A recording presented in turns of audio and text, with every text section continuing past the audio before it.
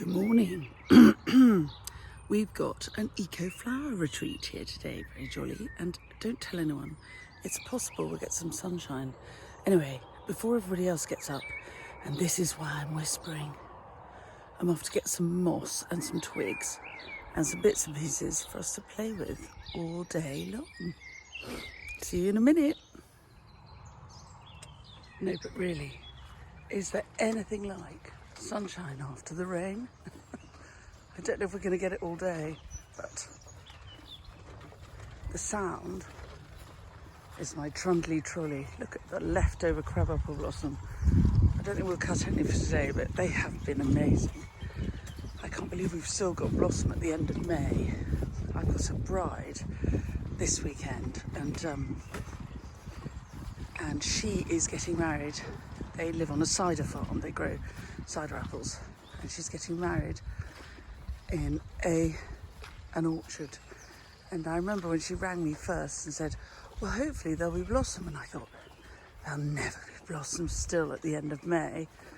And sure enough, so here we're going through the meadow. If you've seen any more of these clips, you'll see now how the meadow is fattening up quite nicely. I'm going to get moss.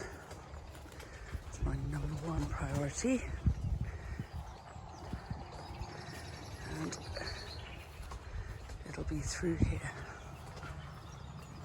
There's my shadow. Right, I'm going to leave the trolley here, park up, and there are some tulips we'll have in a minute, but we're going to get the moss first. So what you need for a moss is a shady path, and here's my shady path with a gate at the end. It doesn't get mown much, and I just bring my rake along and I can rake up a little bit of fresh moss. So I don't keep huge stock of moss in my flower studio, and I don't buy moss from anyone else. I just rake up what I need when I need it, and it doesn't cause too much ecological damage. After all, this is an eco flower retreat we're doing today, so we don't want to cause any damage for it. But look at that, that's nice, isn't it? Fresh as a daisy. And here's the path I gather my moss in,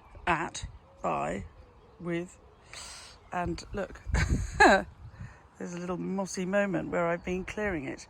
But I'm not going to be too violent because I really don't want to lose all my moss. I want to have plenty of moss to use whenever I need it. Oh, look, as I'm passing, may as well show you.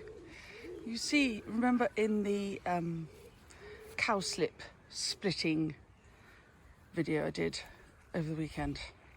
Here they all are, tucked into their new places. This is called the Chelsea Flower Show pond, because it looks like a maquette for a huge Chelsea garden put into perspective by the king cup and the cowslips. Anyway, they're very, very pleased with that. There are more around, but I thought I'd show you those few. I do think it's quite rude the way the pines stick their fingers up at everybody, don't you? I've got some nice poplar here to cut, but I think I'll go the other way because I don't want to tread on all these wild angelica seedlings, which are filling up the space really nicely. So I'll go around the other way. Other ingredients for today's eco floristry retreat includes whole blown forget-me-not plants just pulled straight out of the ground like these.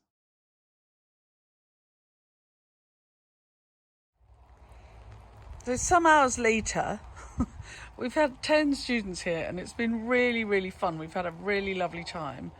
And as you can see, we've really flung a few flowers about and made a good lot of mess, which I always think is a good sign. If a workshop has made a lot of mess, then people have had a really nice time. And these urns were fantastic, made by two sets of students, but then they got taken apart so that everybody could take some of the flowers home. So they look as if they've been sat on rather, but actually look at these really lovely tulips. The weather was appalling it was really pretty in the morning, and then it rained, and we were making these pedestals outside. Look, they're big urns. We were making them outside, and suddenly it came on to rain with a vengeance.